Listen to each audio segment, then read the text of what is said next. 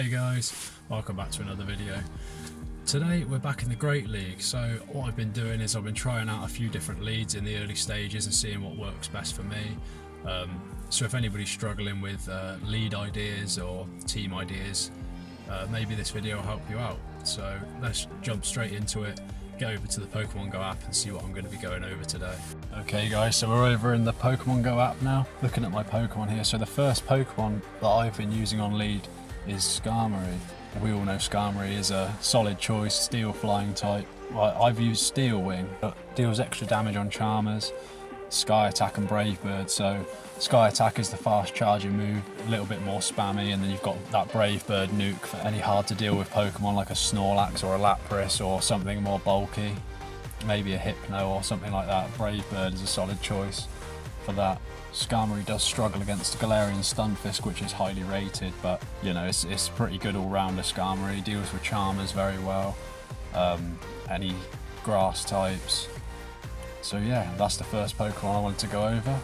Let's go over to PvPoke and get out properly.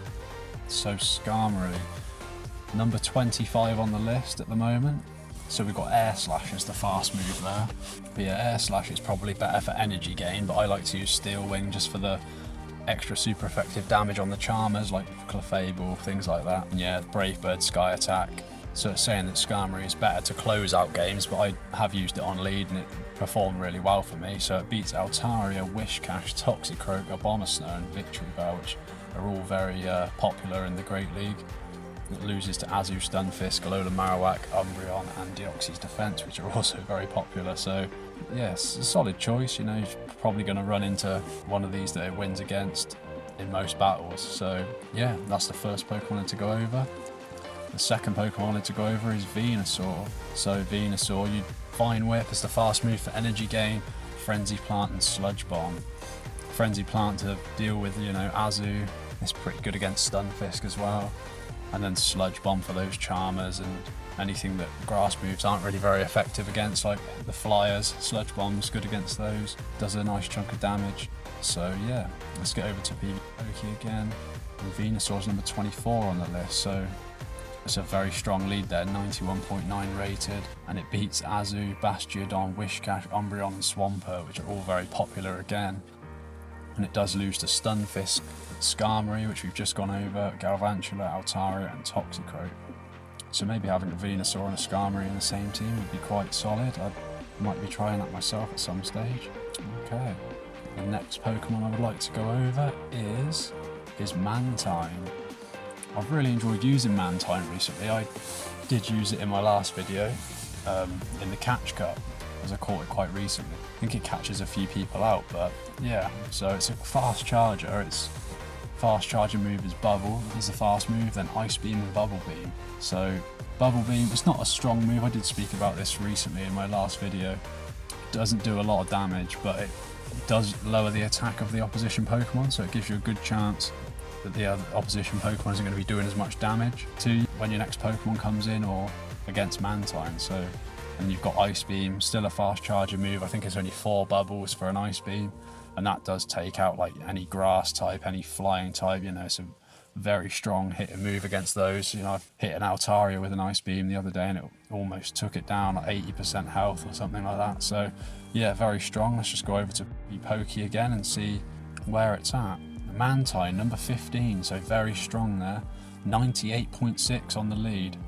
Yeah, Bubble Beam and Ice Beam the same. Beats Stunfisk. So we haven't seen that yet. The other 2 Pokemon I've gone over don't beat Stunfisk. It also beats Skarmory, Altaria, Marowak, Alolan and Toxicroak, but loses to Azu, Bastiodon, Deoxys, Galvantula and Abomasnow. So Mantine, yeah, very strong Pokemon. Maybe want to couple it with something that can beat Azu, like Venusaur. So yeah, it could be a solid team really, Mantine, Skarmory and Venusaur, but maybe I'll give that a go and see what it's like.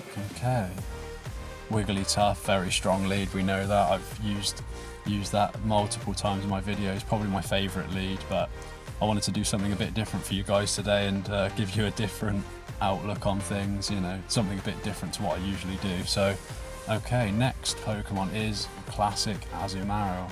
Again with the Bubble as the fast move, Play Rough and Hydro Pump. Hydro Pump you could change, it's just there for the nuke really. You could change that for Ice Beam to have that coverage against the Altarias and the Venusaurs and things like that. But Hydro Pump very solid if you're against a Stunfisk, you know, if you have no answer to it, or yeah, it's a good option. So let's go over to Poke again. We know Azu, very highly rated on the list. It's number 3, so 98.3 on the lead, 99 closer, beats Stunfisk, beats Skarmory, beats Altaria, beats Bastiodon and Marowak, loses to Abomasnow, Hypno, Galvantula, Tropius and Cresselia. So yeah, we know. So it's saying to have Bubble, Ice Beam and Hydro Pump, so Play Rough isn't even on there. The only reason I'd use Play Rough is if you are in a mirror match against another Azumarill to do, you know, you're not going to be doing a lot to each other with Ice Beam and Hydro Pump, it's just going to be. So yeah, it just depends what coverage you're looking for really. If you run into a lot of Azumarill and you want that coverage against it, you know, if you do have a counter to it already, like anything on this list here, obviously it's to your discretion really what you want to use in moveset wise. Okay, and I think that is about it, guys. As you can see here, there's loads of Pokemon I've got ready for Great League, well, and Catch Cup as well, and I've got quite a lot there now. I've heard Mandibuzz is a solid choice. I've powered it up, but I haven't got a second move for it yet. I'm not too sure. Altaria, solid. One last Pokemon I wanted to go over is Mew, my best buddy Mew. I have talked a lot about Mew in another video, so I'm not going to do too much into it, but I did use Mew for my first 5 battles and it performed really well for me. I didn't lose a match, and I used Shadow Claw, Grass Knot and Flame Charge. Flame Charge for the attack power up boost, and then Grass Knot for like a big Azumarill counter there. So let's just go over to PB Poke again, see where Mew's at. I think it's dropped quite far down now, but it catches a few people out, you know, people don't expect it. So there's Mew, 94.4 on the lead and 93.4 switch, 91.9 charger. Obviously depending on your move set and what you have, what your preferences are, what you want to cover with Mew as in your team. So with that moveset, it does beat Azumarill, Skarmory, Stunfisk, Marowak, Alola and Toxicroak, loses to Altaria, Bastiodon, Galvantula, Swampert and Wishcash. So, you know, Mew is a solid choice if you've got enough to invest into one. I did use an Elite Charge TM on mine to get Flame Charge, because there's just such a big move pool on it, and whatever moves you want coverage for, you probably have to use an Elite Charge TM or invest a lot of Charge TMs in it. So yeah, there's a lot of stuff I want to invest in, but I've just thought I'd try and help you guys out with a few options for your team, or more so lead choices really.